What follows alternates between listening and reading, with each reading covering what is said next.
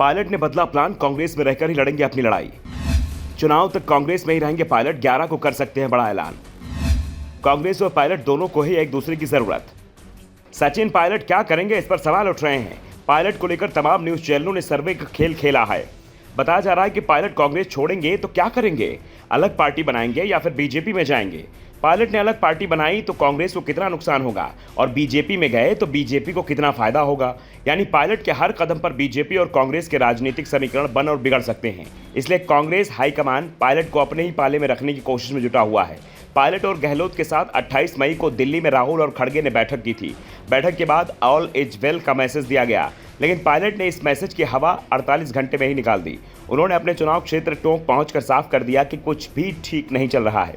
जो मांग उन्होंने रखी थी उसके साथ ही वो बने हुए हैं। वो अपनी बात से 1 इंच भी पीछे नहीं हटेंगे। इसके बाद इस बात के संकेत मिल रहे थे कि पायलट कांग्रेस को छोड़ने की तैयारी कर रहे हैं। वो अपना अलग दल बना सकते हैं। वो 11 जून को बड़ा फैसला ले सकते हैं। 11 के अंक को पायलट अपने लिए अच्छा मानते हैं। उन्होंने 11 अप्रैल को एक दिन का अनशन जयपुर में किया था, जिसे सफल माना गया था। 11 मई को उन्होंने अजमेर से जयपुर की 125 किलोमीटर की पदयात्रा शुरू की। 5 दिन की इस पदयात्रा को इतना जबरदस्त समर्थन मिला कि गहलोत समर्थकों की आंखें खुली की खुली रह गई। कांग्रेस हाईकमान भी बैकफुट पर दिखाई दिया और अब 11 जून आ रहा है। दावा किया जा रहा था कि 11 जून को पायलट अलग दल बनाने का ऐलान कर सकते हैं, लेकिन अब ऐसा कुछ होता नहीं दिख रहा है। पायलट ने साफ साफ संकेत दे दिए हैं कि वो कांग्रेस पार्टी नहीं छोड़ रहे हैं। कांग्रेस अगर उन्हें निकाल देती है वो बात अलग है, वो कांग्रेस में ही रहेंगे और पार्टी में रहते हुए अपनी बातें खुलकर करते रहेंगे। दरअसल पायलट को एहसास है कि कांग्रेस छोड़ने के बाद राजनीति आसान भी नहीं है। विधानसभा चुनाव बेहद करीब है, ऐसे में नई पार्टी खड़ी नहीं हो पाएगी। और दूसरी बात, नया दल बनाया गया तो सफल भी होगा ये तय नहीं है। बीजेपी में जाते हैं तो वहां भी सीएम पद मिलेगा ये मुश्किल है, क्योंकि बीजेपी में सीएम पद के लिए पहले से ही कई दावेदार मौजूद हैं। ऐसे में लड़ाई कांग्रेस के अंदर लड़कर ही लड़ी जाएगी। पायलट कैंप की ओर से भी संकेत मिल गए हैं कि विधानसभा चुनाव तक पायलट कांग्रेस में ही रहेंगे।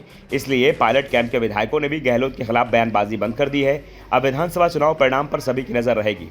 अगर कांग्रेस को हार मिलती है तो इसकी जिम्मेदारी अशोक गहलोत के कंधे पर डाली जाएगी और फिर पायलट के लिए कांग्रेस के अंदर राह खुल जाएगी। सत्ता भले ही न मिले, लेकिन राजस्थान में गहलोत को किनारे करने की स्थिति में पायलट जरूर आ सकते हैं।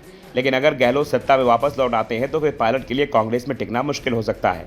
ऐसे में पायलट की पहली कोशिश तो कर्नाटक फॉर्मूले पर चुनाव लड़ने की है।